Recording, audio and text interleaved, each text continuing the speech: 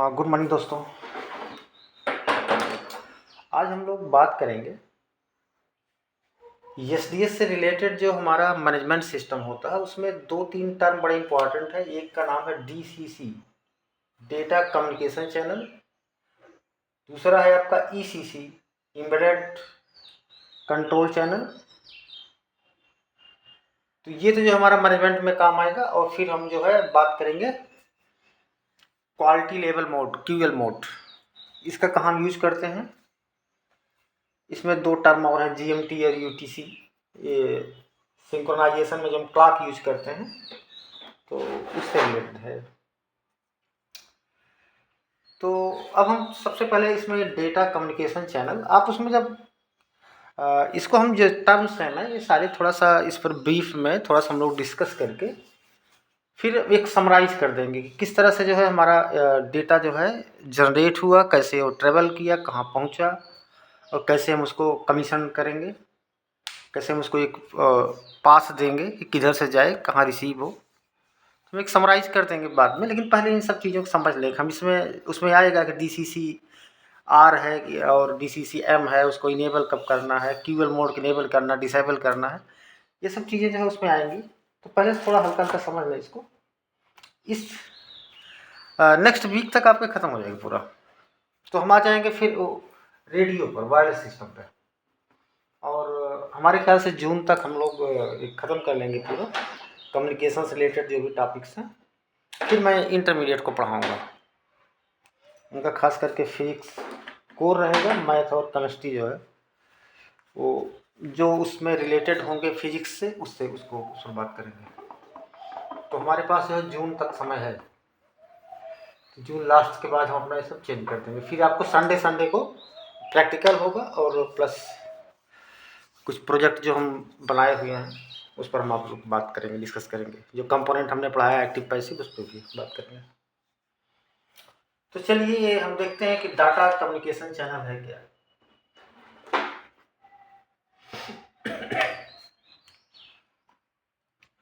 ये जो data communication channel का जो रोल है वो ये है कि हम मॉनिटरिंग कैसे करें। कि अगर हम एक जगह पर हैं, मान लीजिए एक यनी पर हैं, उससे हम अदर यनीस को कैसे जो है हम मॉनिटर कर सकें, कम्युनिकेट हम वहाँ से कैसे करें कि हमें उसको जो है कोई चेंज करना है, कुछ करना है उसमें, या एरर देखना है। तो सारा जो है हम मॉनिटर करने के लिए जो है ये डेटा कम्युनिकेशन चैनल और ईसीसी इन दोनों का यूज़ किया जाता है। तो इसकी जो कैरेक्टरिस्टिक है, खास कुछ चीज़ें हैं इसमें। ये फिजिकल या लॉजिकल चैनल होता है। फिजिकल का मतलब आप समझ रहे होंगे कि उसको पढ़ाया था मैंने पहले पर, लेयर फिजिकल ही था। इसमें जो आपके हार्डवेयर यूज होते हैं या डेटा जो ट्रांसमिट कर रहे हैं जिस केबल से, ऑप्टिकल फाइबर या ट्विस्टेड पेयर हो, तो वो सारा जो है इसमें ये फिजिकल हो गया। लॉजिकल मतलब इसमें जैसे लॉजिक गेट पढ़े होंगे, लॉजिकल मतलब उसमें एक कैपेसिटी हो कि थोड़ा सा इंटेलिजेंस हो, यस या नो वाला।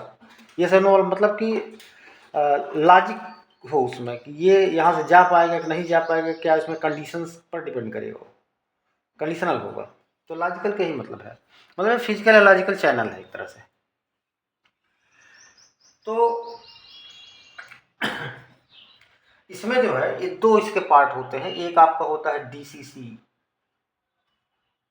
एम और एक डीसीसी आर। आर रिप्रेजेंट करता है रीजनरेटर सेक्शन के लिए और एम जो है मल्टीप्लेक्स सेक्शन। मतलब दो उसमें थे ना, एक जो हमने बनाया हुआ था पूरा वो एसडीएच का फ्रेम, तो उसमें जो है ओवरहेड जो थे तो उसमें जो है RSOH था और ये हमारा जो है दूसरा वाला जो है MSOH था। तो रीजनरेटर सेक्शन का काम ये था कि सिग्नल को अगर वीक है तो उसको जो है आपको अपग्रेड कर दो, थोड़ा सा एम्पलीफाई कर दो। और मल्टीप्लेक्स सेक्शन में आपका ADM था, DXC था, एड ड्रॉप मल्टीप्लेक्सर, और डिजिटल क्रॉस कनेक्ट दोनों आते थे। तो ये DCCR ये जो यूज करता है D1 to D3, जो उसमें आपका बाइट बना हुआ था इस तरह से, मतलब इधर आपका पेलोड हुआ करता था, इधर जो है आपका ऊपर 3 जो है आपका RSOS था और नीचे जो है MSOS था, इधर आपका पॉइंटर हुआ करता था। और इसमें जो है ये आपका 9 था, तो इसमें जो है बने हुए थे 3 का ये था और 9 ये में ले लिए थे इस तरह से। तो इसमें जो है आपका D1 to D3 ये जो बाइट्स हैं ये रीजनरेटर सेक्शन के लिए यूज किया जाता है। तो डेटा कम्युनिकेशन जो उसमें अगर डिफरेंट यूनिक अगर लगे हुए हैं तो उसकी मॉनिटरिंग के लिए या एरर करेक्शन के लिए हमारा जो है DCCR D1 to D3 use करता है बाइट। इसी तरह से आपका जो DCCM है मल्टीप्लेक्स सेक्शन का, ये D4 to D12 यूज करता है। इसमें ADM आएगा, ड्रॉप मल्टीप्लेक्सर, प्लस आपका DXC आएगा, डिजिटल क्रॉस कनेक्ट, ये मतलब डिजिटल क्रॉस कनेक्ट है, डिजिटल क्रॉस कनेक्ट है ADM एड ड्रॉप मल्टीप्लेक्सर। तो ये जो है आपका D4 to D12 का जो बाइट होगा मल्टीप्लेक्स सेक्शन में, ये जो है ये DCC के लिए यूज किया गया, DCCR और DCCM के लिए। DCCM के लिए D4 to D12 और DCCR के लिए D1 to D3।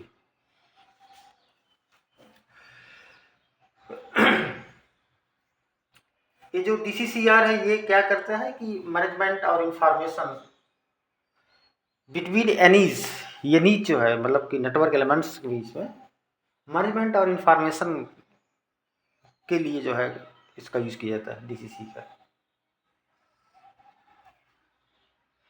तो ये हमारे ख्याल से थोड़ा सा इसके बारे में पता लग गया है कि क्या करता है क्या है। और अब इसमें हम इनेबल करेंगे DCCM को DCCR को, तो वो उसी के रिस्पेक्टिवली जो है तो उसको मॉनिटर करना शुरू कर देगा, रीजनरेटर सेक्शन को और मल्टीप्लेक्स सेक्शन को। चलिए हम बात करते हैं जो है थोड़ा एम्बेडेड पर। एम्बेडेड मतलब होता है कि कोई चीज़ बहुत गहराई के साथ में जुड़ा हुआ हो। ये क्या करता है, इस पर डिपेंडेंट होता है। ये जो है हमारा ECC ये डिपेंड करता है इस पर DCC पर। ये हाई लेवल ऑपरेशन को प्रोवाइड करता है और ये जो यानी और NMS के बीच में, मतलब ये जो है आपका NMS के बीच में वर्क करता है, NMS एंड NE के बीच में जो आपके नेटवर्क एलिमेंट होंगे उसमें NE और NMS के बीच में ये यूज करता है फिजिकल चैनल इसका DCC का। लेकिन कंट्रोल किसको करेगा, NMS के थ्रू ये कंट्रोल होगा सारा जो, और NE को कंट्रोल करेगा। तो उसका जो हमारा ये इंफॉर्मेशन या एरर कंट्रोलिंग का होता है वो ECC में आता है। अब ECC में भी आपका R हो जाएगा, M हो जाएगा। और DCC का काम क्या है, यनीज के बीच में, डिफरेंट यनीज के बीच में आपका जो है वो मैनेजमेंट यूज किया जाता है। अच्छा, इसका जो है जो बैंडविड्थ है STM1 के लिए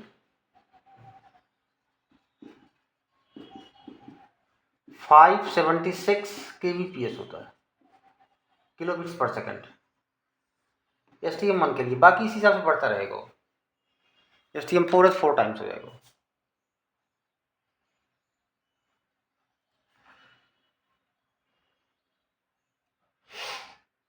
अब इसमें हमारे ख्याल से 2 चीज़ें समझ में आ गई होंगी, डेटा कम्युनिकेशन चैनल और embedded control channel. Data communication channel इसमें जो है 2 पार्ट होंगे, DCCR होगा, DCCM होगा। इसमें जो है रीजनरेटर सेक्शन में D1 से D3 तक यूज करते हैं बाइट, DCCM में इतना D4 to D12। ये जो है ADM ड्रॉप मल्टीप्लेक्सर और डिजिटल क्रॉस कनेक्ट को मॉनिटर करता है। और रीजनरेटर सेक्शन कि मतलब पावर जैसे कहीं कम है, ऑप्टिकल पावर अगर लो हो रही है तो उसको हाई करेगा, मेंटेन रखेगा वो पावर को। और इसका ये एक्चुअली एम्बेडेड भी इस पर डिपेंड करता है, बीसीसी पर, उसका फिजिकल लेयर यूज करता है। बैंडविड्थ बता ही दिया है, बैंडविड्थ है इसका।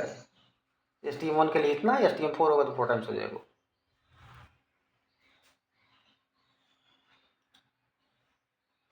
चलिए हम लोग जो है थोड़ा सा इसमें देखते हैं क्यूएल मोड क्या है।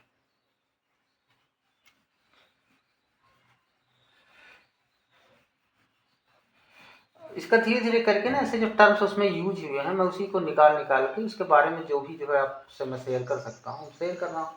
जैसे ही आपके सारे टर्म्स कंप्लीट हो जाएंगे मेरे हिसाब से, आपको अगर कुछ नहीं समझ में आया तो आप जो है कमेंट में डाल दीजिए, मैं उसको भी कोशिश करूँगा कि आपको बताऊँ।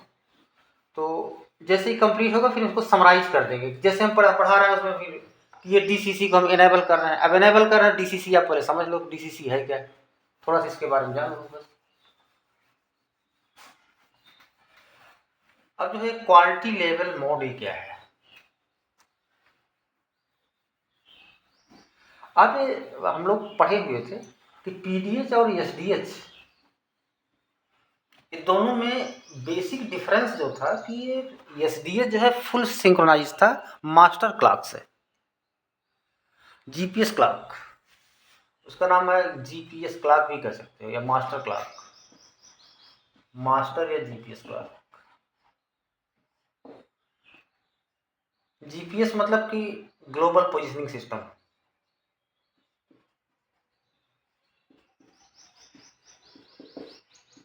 Positioning system.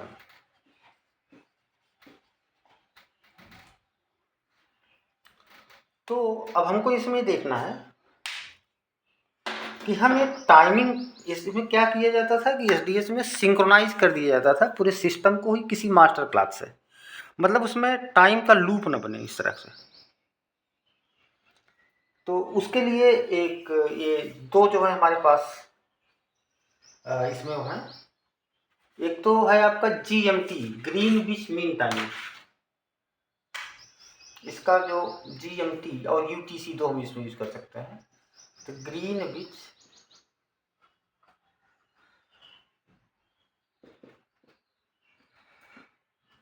Mean time,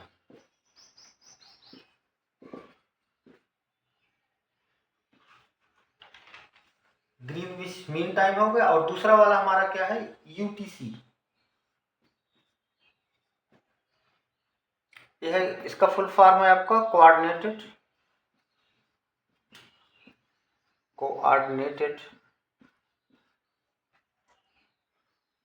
universal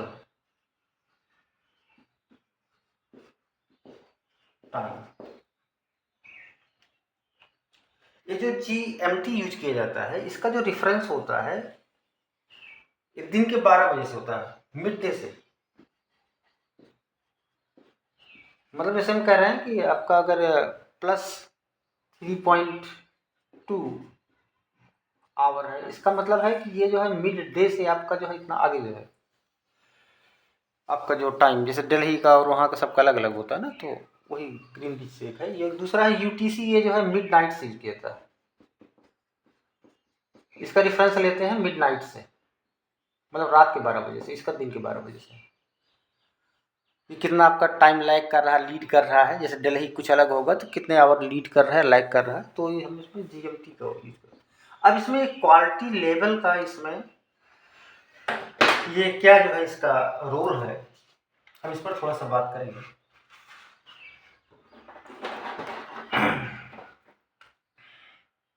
एक क्यूएल जो मोड है, क्यूएल लेवल मोड है, ये क्या करता है कि अगर हम इसको एनेबल कर देते हैं तो इसके पास जो बेस्ट टाइमिंग रेफरेंस होगा उसको ये अडॉप्ट कर लेगा। क्यूएल मोड का मतलब ये है, मतलब ये क्यूएल मोड जो है ये जो आपका सिंक्रोनाइजेशन के लिए जो हमने मास्टर क्लॉक लगाया हुआ है उसको ये जो है मॉनिटर करता है। तो ये क्या करेगा, अगर क्यूएल मोड आपका इनेबल है तो जो आपका बेस्ट टाइमिंग के लिए आपने रेफरेंस दे रखा है, मास्टर क्लॉक बना रखा है अगर, तो वो जो है इसको एक्सेप्ट कर लेगा, वो उसी पर काम करना शुरू कर देगा।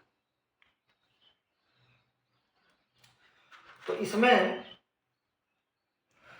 आपका जैसे बेस्ट टाइमिंग के लिए आपका एक पीआरसी होता है, जानते होंगे पीआरसी,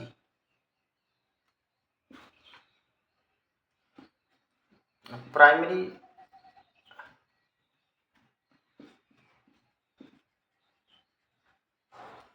रिडंडेंसी चेक।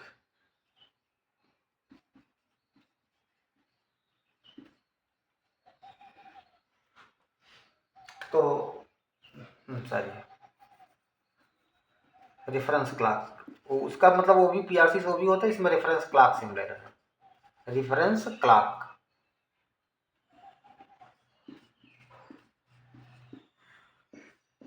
तो जो हम प्राइमरी रेफरेंस क्लार्क देते हैं, ये आपका जो आपका मास्टर क्लार्क है या जीपीएस क्लार्क है, तो अगर ये अवेलेबल है तो ये इनेबल करने के बाद इस पीआरसी से ही ये सिंक्रोनाइज हो जाएगा आपका एसडीएस सिस्टम। मतलब सारे जो भी जितने भी आप लगाए हुए हैं, अगर जो है मान लीजिए 10 आपके ये लीज हैं, तो 10 के 10 जो है आपके मास्टर क्लार्क से ही जो है इनेबल हो जाएंगे, वो जो है सिंक्रोनाइज हो जाएंगे। तो ये आपका जो बेस्ट आपका हो गया है। इसको जो हम जो स्टैंडर्डाइजेशन किया जाता है वो G.811 है, ये बेस्ट के लिए है। और अगर हमने इसको नहीं ऑन किया हुआ है तो ये मतलब बेस्ट है, और डाउन ये कहाँ तक जा सकता है, ESEC तक, ESDH इक्विपमेंट क्लास तक, ESDH इक्विपमेंट क्लास तक। अब उसमें आप चाहे जो डाल दोगे वही आपका शो करेगा, जैसे आप टाइम का जो है आप सेटिंग करते हो, तो मतलब कि डाउन यहाँ तक हो सकता है, और इसका बेस्ट जो है आपका G.88 जब प्राइमरी रेफरेंस क्लास से ये इसका वो है मतलब बेस्ट आपका है जो आपका उस मास्टर क्लास से अटैच हो जाए, तो पूरा ग्लोबल हो जाएगा वो। और अगर ये डाउन कहाँ तक हो सकता है, आपका जो आपने एसडीएस में जो टाइम डाला हुआ है, अब ये तो एकदम बहुत ज़्यादा प्योर नहीं हो सकता है, क्योंकि सेकंड का भी अंतर हो सकता है इसमें, ये जो है इसीलिए इसके दो पार्ट कर दिए। बेस्ट आपका G.811 इसका जो ITU सिस्टम वो है, स्टैंडर्ड है। और अगर आपके पास अवेलेबल है तो आप एसडीएच का जो इक्विपमेंट का जो क्लॉक होगा उसको, तो ये ESEC भी बोलते हैं इसको, एसडीएच इक्विपमेंट क्लॉक। अब इसमें अगर हम क्यूएल मोड को अगर एनेबल कर दें तो क्या होगा, क्वालिटी लेवल मोड को अगर हम एनेबल कर दें तो ये क्या होगा कि ये जो है जो बेस्ट आपका जो आपने प्राइमरी क्लॉक लगाया हुआ उसको एक्सेप्ट कर ले, उससे जो सिंक्रोनाइज हो जाएगा। और अगर डिसेबल कर देते हैं तो इसका मतलब कि अब जो है ESEC पे काम करना शुरू कर दिया, एसडीएस का जो आपका है। तो ये इसके हैं। इसका जो होता है 4 बिट का जो इसका सिंक कराने के लिए जो हम यूज करते हैं, इसका ये 4 बिट का होता है, और ये जो है EMS OS में रहता है, मल्टीप्लेक्सर सेक्शन ओवरहेड में। ये 4 बिट का इसको जो है अलॉट किया गया है, और ये जो है इससे ये ऑटोमेटिकली जो है सिंक्रोनाइज सिलेक्शन मैसेज स्टेटस कर लो, सिंक्रोनाइज्ड, ये इंपॉर्टेंट टर्म है, सिंक्रोनाइज सिलेक्शन मैसेज।